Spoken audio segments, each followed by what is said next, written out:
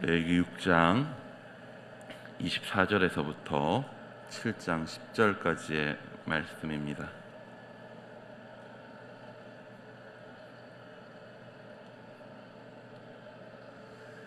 우리 찾았으면 한 절씩 교독하시겠습니다. 여호와께서 모세에게 말씀하여 이르시되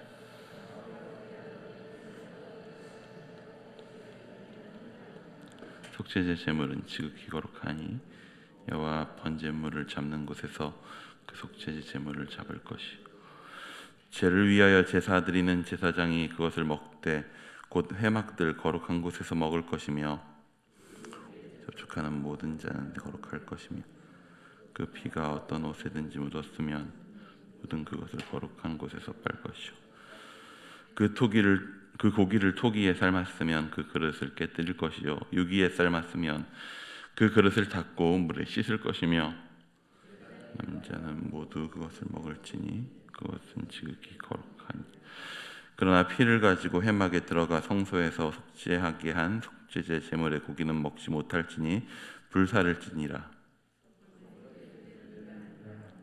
이는 지극히 거룩하니 번제물을 잡는 곳에서 속건제 번제물을 잡을 것이요 제사장은 그 피를 제단 사방에 뿌릴 것이며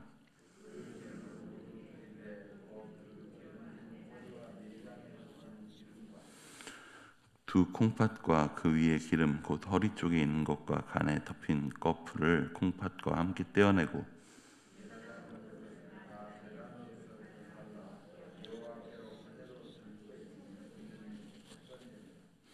제사장인 남자는 모두 그것을 먹되 거룩한 곳에서 먹을지니라. 그것은 지극히 거룩하니라.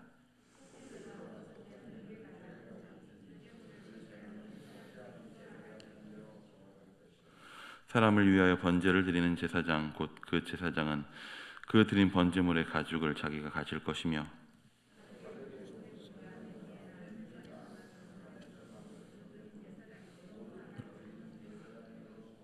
함께 읽습니다. 소제물은 기름 섞은 것이나 마른 것이나 모두 아론의 모든 자손이 균등하게 분배할 것이니라. 아멘. 여러분, 거룩이라고 하는 단어를 들으면 어떤 생각이 드십니까? 그 거룩이라고 하면 떠오르는 이미지 같은 것들이 우리 머릿속에 있죠. 뭔가 옷 소매 끝이 치렁치렁한 하얀 옷과 그 뒤로 빛나는 밝은 후광 같은 것들이 거룩이란 말을 들으면 왠지 모르게 자연스럽게 머릿속에 떠오르게 됩니다. 그리고 그런 이미지들은 거룩이라고 하는 단어가 쉽게 친근하지만은 않은 단어임을 우리에게 암시합니다. 기본적으로 좀 범접하기가 어려운 것으로 표현합니다. 맞습니다. 거룩은 사실 쉽게 범접할 수 있는 것은 아닙니다. 그러다 보니 한편 거룩이라고 하는 것은 우리 삶에 있어서 연관성이 굉장히 떨어지고 우리에게 있어서 그것을 추구하는 것이 부담되기도 하는 그런 모습으로 다가옵니다. 그렇다면 여러분 혹시 우리는 거룩하게 살고 있나요? 우리는 거룩하게 살아가고 있습니까? 혹은 거룩한 삶을 위해서 어떠한 노력을 우리는 하고 있습니까? 하나님은 이스라엘에게 이렇게 말씀하시죠. 내가 거룩하니 너희도 거룩하라 라고. 동일하게 오늘 하나님의 백성인 우리 성도들에게도 거룩하라 라고 말씀하시는 것입니다. 하지만 우리의 삶이 거룩한지 혹은 우리 삶의 거룩을 위해서 무엇을 추구해야 할지를 한번 곰곰이 생각해 보면 무엇이 우리를 거룩해 하는가, 어떻게 하는 것이 거룩한 삶을 사는 것인가 라는 것이 딱 떠오르지는 않으실 수도 있습니다. 성경을 통틀어서 거룩이라고 하는 단어가 가장 많이 나오는 성경은 바로 이 책인 레위기입니다. 당장 오늘 우리가 읽은 본문, 그렇게 길지 않은 총 16절 정도 되는 본문에서도 거룩이라는 단어가 총 8번이나 등장하고 있습니다. 그런데 레위기에서 다루는 내용들을 생각해 보면 우리가 쉬이 거룩이라고 하는 단어를 들을 때에 떠오르는 아까 그 말씀드렸었던 이미지들은 등장하지 않습니다. 뭔가 후광이 비치고 하얀 옷이 펄럭거리고 뭔가 이 말을 느리게 해야 될 것 같고 막 급하게 움직이면 안 될 것 같은, 분주함은 없을 것 같은 그러한 이미지 같은 게 레위기에는 나와 있지 않습니다. 도리어 레위기를 읽으면 어떤 장면들이 나오나요? 레위기를 읽으면 시작부터 뭔가 이 피냄새가 나는 것 같습니다. 제물로 가져온 가축을 죽이고 그 피를 뿌리고 고기를 해체하는 그 모든 작업과 제단에서는 끊임없이 불길이 뜨겁게 타오르고요, 그 불에 타오르는 고기의 굽는 냄새와 타는 냄새, 그리고 피의 냄새가 막 섞이는 곳입니다. 흰옷 같은 것 있다 하더라도 유지될 수가 없습니다. 계속해서 피가 튀는 그 자리에, 그을음이 올라오는 그 자리에 흰옷이 유지될 수가 없죠. 우리가 쉽게 거룩해 보인다고 생각하는 이미지들은 가장 거룩함을 나타내고 있다라고 하는 장소인 그 성소에서 실제로는 존재하기가 어렵습니다. 그렇다면 무엇이 거룩일까요? 레위기는 그 복잡하고 치열한 제사의 모습을 통해 우리에게 무엇이 거룩하다라고 이야기하고 있는지 우리는 생각해 보아야 합니다. 오늘 우리에게 주어진 본문은 이미 앞에서 다루어졌었던 속죄제와 속건제에 대한 추가적인 규례들에 대해서 설명하고 있습니다. 그리고 그 추가적인 규례들은 일반 백성들이 아닌 우선적으로 아론과 그의 아들들에게 주어지고 있습니다. 즉 제사를 담당하는 제사장들에게 주어진 내용이죠. 그래서인지 좀 더 엄중합니다. 제사장들과 관련하여 제사에 대한 이야기를 할 때마다 레위기는 거룩이라는 단어를 그냥 쓰지 않고 더욱 엄중하게 지극히 거룩하다라는 표현을 쓰고 있습니다. 그러면서 본문은 무엇이 거룩한가라는 것을 이야기합니다. 우리 25절을 한번 함께 읽어보도록 하겠습니다. 25절입니다. 시작. 아론과 그의 아들들에게 말하여 이르라. 속죄제의 규례는 이러하니라. 속죄제 제물은 지극히 거룩하니 여호와 앞 번제물을 잡는 곳에서 그 속죄 제물을 잡을 것이요. 먼저는 무엇이 거룩하다, 무엇이 지극히 거룩하다 이야기하냐면요, 속죄 제사를 위해 드려지는 그 제물이 지극히 거룩하다라고 이야기합니다. 그 제물의 거룩함이 얼마나 대단한지 뒤에 나오는 거룩이라고 하는 단어들은 그 제물의 거룩함에 따라오는 내용들입니다. 그 제물이 거룩하여서 먹을 곳이 따로 정해져 있습니다. 회막들 거룩한 곳에서만 먹으라고 이야기합니다. 그 제물의 거룩함 때문에 따라오는 거룩함이죠. 그 제물의 거룩함은 그 제물을 먹는 곳마저 아무 곳이나 되게 하지 않습니다. 그뿐 아닙니다. 우리 27절도 한번 함께 읽어보겠습니다. 27절입니다. 시작. 그 고기에 접촉하는 모든 자는 거룩할 것이며 그 피가 어떤 옷에든지 묻었으면 묻은 그것을 거룩한 곳에서 빨 것이요. 고기에 접촉하는 모든 자는 거룩할 것이며 라는 말은 사실 한글로 봤을 때 여러 가지로 읽혀질 수 있습니다. 접촉하는 자가, 고기를 접촉하게 되는 자가 거룩하게 되어질 것이다 로 읽혀질 수도 있는 문장이고, 접촉하는 자가 거룩하여야만 할 것이다, 그러니까 이미 거룩한 상태에서 접해야 된다라는 말로 읽혀질 수도 있는 문장입니다. 한글 성경뿐만 아니라 히브리어 성경 또한 그렇게 중의적으로 읽혀질 수 있는 본문이기도 합니다. 하지만 여기에서는 분명하게 거룩하여야만 한다, 즉 고기로 인해서 거룩해지는 것이 아니라 고기에 접할 때에 거룩해 있어야 한다라는 말로인 것이 더 적합합니다. 더 자세한 신학적인 이유들이 있긴 하지만 우선적으로 현재 거룩의 주체가 제물로 되어 있는 상태에서 그 고기에 접하는 것들에 대해서 거룩해야 할 것을 계속적으로 요구하고 있기 때문입니다. 즉 거룩하게 드려진 제물의 고기는 거룩한 곳뿐만 아니라 거룩한 이들만 접촉해야 한다는 것이며, 심지어는 제물을 다루는 가정에서 피가 튀게 되면 그 빨래는 어디에서 빨아야 합니까? 거룩한 곳에서 빨아야 합니다. 옷에 튄 고기에 거룩한 피가 다른 것들로 인해 오염되어 버리지 않게 함입니다. 제물에 고기를 담았던 그릇들도 그 거룩에 영향을 받습니다. 만약에 그 제물을 토기에 담았다면 토기는 아예 깨서 없애버려야 합니다. 왜냐하면 토기는 그 피가 스며드는 재질의 그릇이기 때문입니다. 유기그릇은 물에 완전하게 씻어야 합니다. 그리고 결국에 그 제물의 고기는 제사를 집행하는 제사장이 따로 먹도록 합니다. 무엇이 거룩합니까? 그 제물의 모든 것이 거룩하게 여겨집니다. 그것은 결국에 무엇을 그 제사 가운데 무엇을 가장 거룩하게 여기냐? 그 속죄제 자체가 거룩하다는 것을 보여주는 것입니다. 뒤에 가서 7장 1절에 가면 결국엔 이렇게까지 이야기합니다. 우리 7장 1절 본문입니다. 함께 읽습니다. 시작. 속건제의 규례는 이러하니라. 이는 지극히 거룩하니.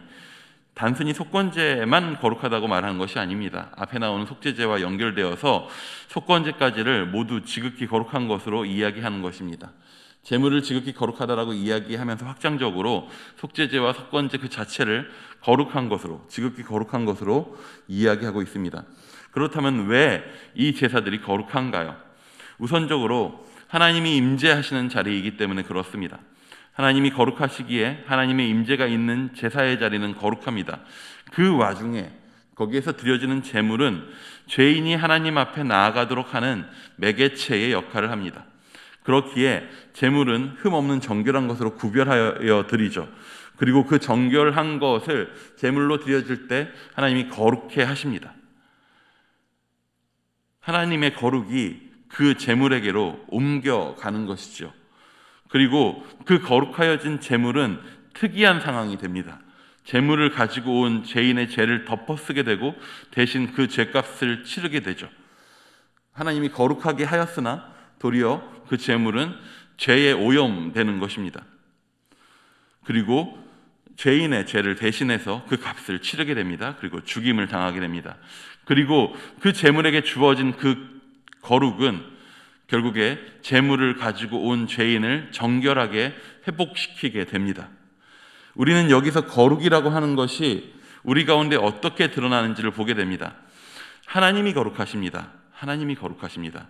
하나님의 거룩하심은 사람의 입장에서 계산할 수 있는 것이 아닙니다. 하지만 분명하게 하나님이 자신의 거룩하심을 사람에게 드러내시는 자리는 제사, 곧 예배의 자리였습니다. 그리고 그 거룩하심은 어떤 다른 모습으로 나타나는 것이 아니라 죄인을 용서하고 정결케 하는 행동으로 나타난다는 것입니다. 제물을 거룩해 하시고 그래서 그 제물 때문에 제물에 연결되는 그 모든 것들을 거룩하게 하시는 하나님은 그 제물을 통하여서 하시는 행동, 그러니까 거기에서 이루어지는 제사를 통해서 이루어지는 것, 바로 용서와 회개와 회복의 활동들을 거룩으로서 드러내시는 것이죠. 우리 예배에 무엇이 거룩한지 우리는 한번 생각해 보아야 합니다. 우리가 예배 드릴 때 거룩하다라고 느끼는 어떠한 지점들이 있습니까?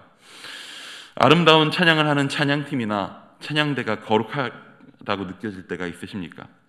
앞에서는 예배 담당자들의 기도와 사회와 인도가 거룩할까요? 혹은 사역자들이 거룩할까요? 뛰어난 미사역으로 꾸며진 기도문이나 마음을 깨뜨리는 눈물의 고백이 거룩할까요? 맞습니다. 거룩합니다. 그 모든 것들이 거룩하여집니다. 하지만 그 모든 것을 거룩하게 하는 것은 따로 있습니다. 우리 예배 가운데 거룩한 분은 하나님 한 분이십니다. 그리고 우리 거룩하신 하나님은 우리에게 완전한 제물이 되신 예수 그리스도로 나타나셨습니다. 예수께서 거룩한 제물로 우리를 위해 희생되셨기에 우리가 하나님 앞에 예배로 나아갑니다. 앞에 이야기했던 예배의 모든 순서들과 담당자들과 모든 요소들은 무엇으로 인하여서 거룩하여지는가 하면 바로 그분으로 인하여서 거룩하여지는 것입니다. 우리는 그저 우리를 정결하고 거룩하게 회복시키시기 위해서 희생하신 예수 그리스도의 피로 정결해지고 거룩하게 드려지는 것입니다.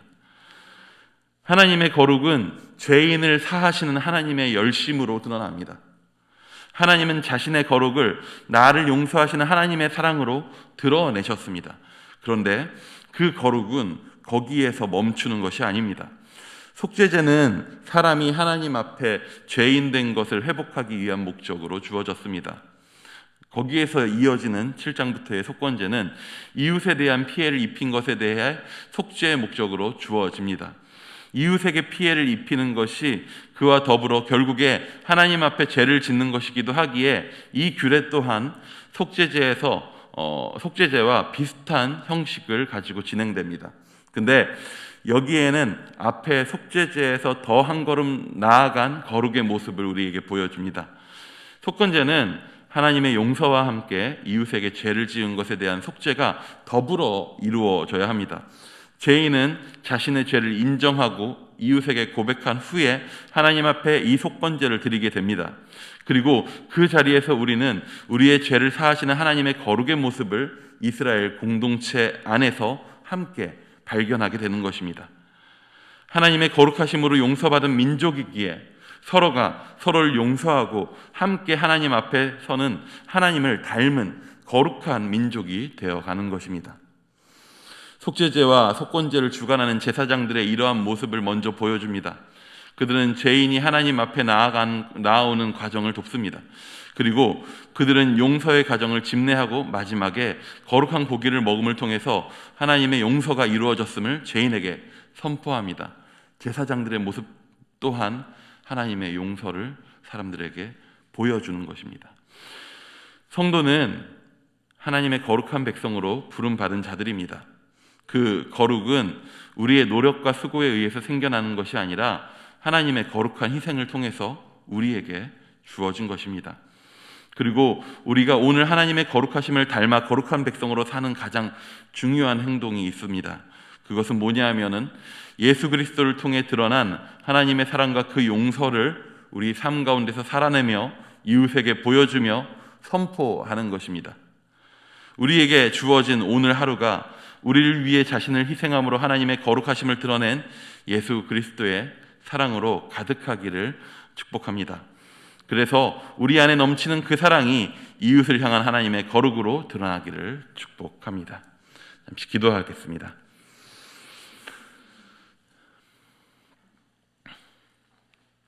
주님, 우리에게 당신의 거룩하심을 보이시고 그 거룩의 사랑으로 우리를 덮으시고 그 사랑 가운데서 다시 우리를 정결하고 거룩한 존재가 되게 하사 주님, 우리가 받은 용서와 그 사랑으로 다른 이를 섬기는 오직 하나님만이 하실 수 있는 그 거룩의 행동을 오늘 우리 삶 가운데서 살아낼 수 있도록 인도하여 주옵소서. 내가 거룩하니 너희도 거룩하라 라고 말씀하셨던 것처럼 그 거룩이 우리를 구원하신 하나님의 열심으로 나타났던 것처럼 또한 우리 가운데 주님을 닮은 거룩이 이웃을 향한 구원의 열정으로 나타날 수 있도록 주님 우리 가운데 베풀어 주시옵소서. 살아계신 예수님의 이름으로 기도드립니다. 아멘.